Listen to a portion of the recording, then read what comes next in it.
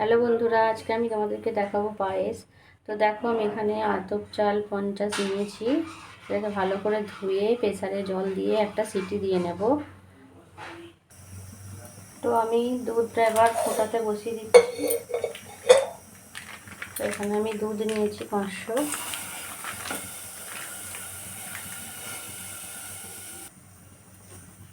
তাতে আমি অল্প একটু জল দিয়ে দিলাম। চালটা সিটি দিয়ে পায়েসটা করলে খুব তাড়াতাড়ি, খুব ইজি হয়ে যায় আর খুব টেস্টি খেতে হয়। তো দেখো বন্ধুরা, একটা সিটি আমার হয়ে গেছে।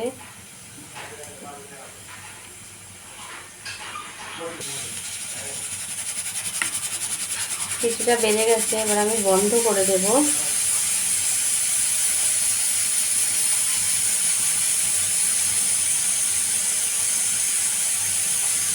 এবার গ্যাসটা বন্ধ করে দিলাম। তো দুধটা ফুট ধরে গেছে, তো এটা ভালো করে দুধটা ফুটিয়ে নিতে হবে।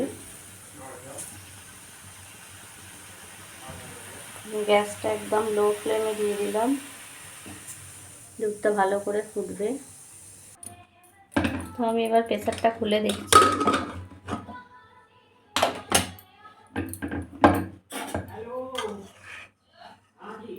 দেখো, ভাতের মতো সিদ্ধ হয়ে গেছে। এবার এটা আমি দুধে দিয়ে দেব। তো এবার আমি দুধের মধ্যে এটা দিয়ে দিচ্ছি।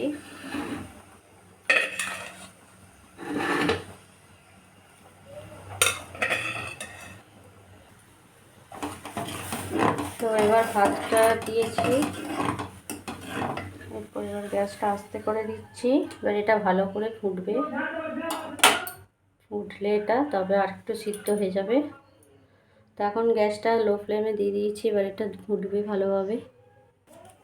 এর মধ্যে আমি দুটো তেজপাতা দিয়ে দিচ্ছি।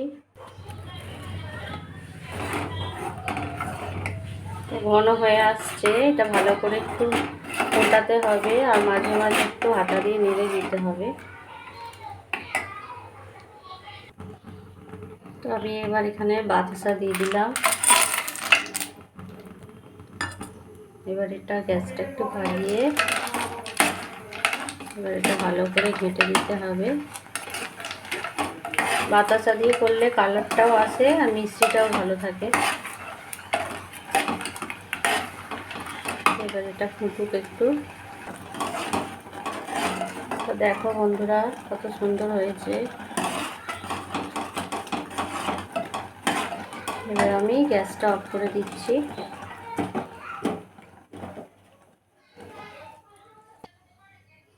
উপর থেকে আমি এলাচটা ছড়িয়ে দিলাম আর কিশমিশটা ছড়িয়ে দিলাম।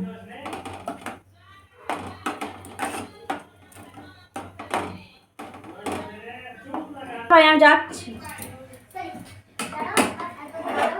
তো এবার এটা আমি একটা জায়গায় তুলে নিচ্ছি।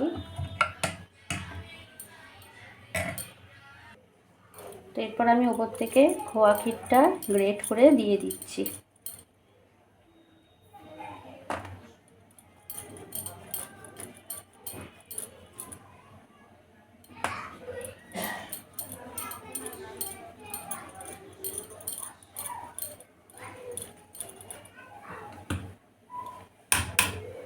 খোয়া ক্ষীরটা গ্রেট করে দিয়ে দিয়েছি। খোয়া ক্ষীরটা দিলে পায়েসটা বেশি ঘন হয় আর টেস্টফুল হয়।